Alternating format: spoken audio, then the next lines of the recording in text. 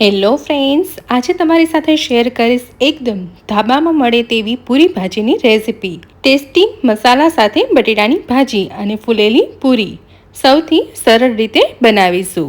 જો તમને મારી રેસિપી ગમતી હોય તો પ્લીઝ મારી ચેનલને સબસ્ક્રાઈબ કરજો અને બાજુમાં આપેલ ઘંટી દબાવજો એટલે નવી નવી રેસિપીના નોટિફિકેશન તમને મળતા રહે.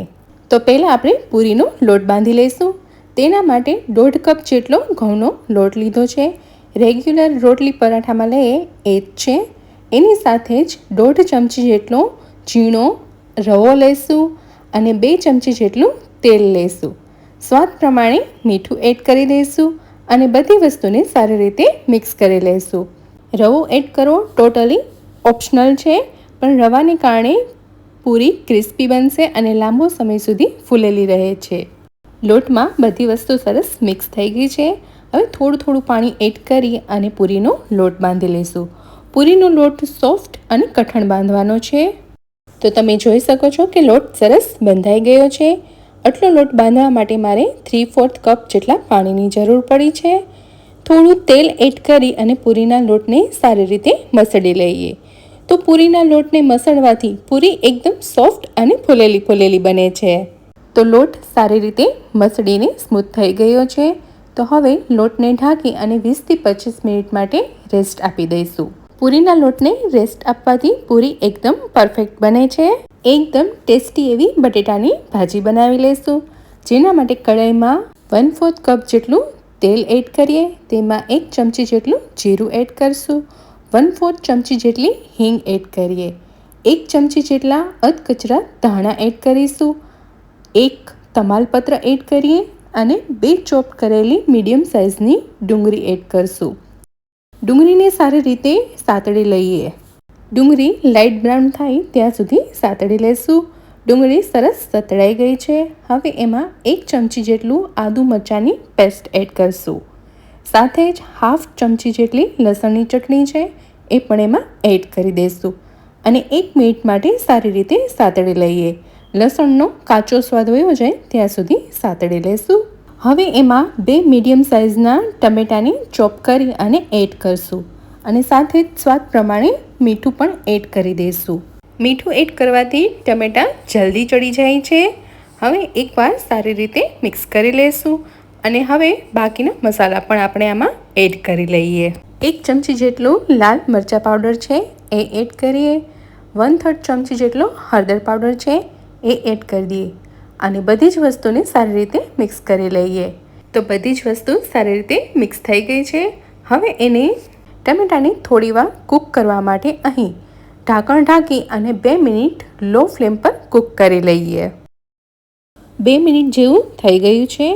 તમે જોઈ શકો છો કે તેલ ઉપર આવી ગયું છે. એકવાર મિક્સ કરી લેશું. હવે એમાં 5 મીડિયમ સાઇઝના બાફેલા બટેટા છે એને હાથથી જ થોડા મેશ કરી અને એડ કરી લઈએ અને એકવાર હળવા હાથે મિક્સ કરી લઈએ. તો બટેટા સરસ મસાલાથી કોટ થઈ ગયા છે. હવે એમાં 1 કપ જેટલું પાણી એડ કરશું અને 1 ચમચી જેટલો ગોળ એડ કરી લઈશું. ગોળ નાખવો ટોટલી ઓપ્શનલ છે. એકવાર મિક્સ કરી લઈએ અને ફરી ઢાંકણ ઢાંકી અને 3 થી 4 મિનિટ કૂક કરી લઈશું. 3 મિનિટ જેવું થઈ ગયું છે. એકવાર ચેક કરી લઈશું. મને થોડું મીઠું ઓછું લાગે છે તો હું મીઠું એડ કરું છું. 1 ચમચી અધકચરી વરિયાળીનો પાવડર છે. 1/4 ચમચી ગરમ મસાલો છે અને 1 ચમચી કસૂરી મેથી છે. સાથે જ થોડા લીલા ધાણા એડ કરી દઈશું અને ખટાશ માટે થોડું લીંબુ એડ કરી દઈશું. બધી વસ્તુને સારી રીતે મિક્સ કરી દઈએ અને ગેસ ઓફ કરી દઈએ. તો રેડી છે લારી પણ મળે એવી આલુ ભાજી. તો લગભગ 20 મિનિટ જેવું થઈ ગયું છે. હવે પૂરીના લોટને જોઈ લઈએ. તો લોટ એકદમ સારી રીતે સેટ થઈ ગયો છે. એકવાર થોડો મસળી લેશું.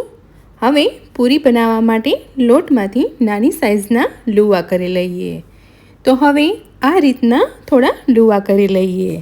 પાટલા ઉપર પૂરીને વણતા પહેલાં થોડું તેલ લઈશું અને પાટલા અને વેલણને તેલથી સારી રીતે ગ્રીસ કરી લઈશું અને હવે લુવાને રાખી અને વેલણની મદદથી નાની સાઇઝની રાઉન્ડ શેપની પૂરી વણી લઈએ.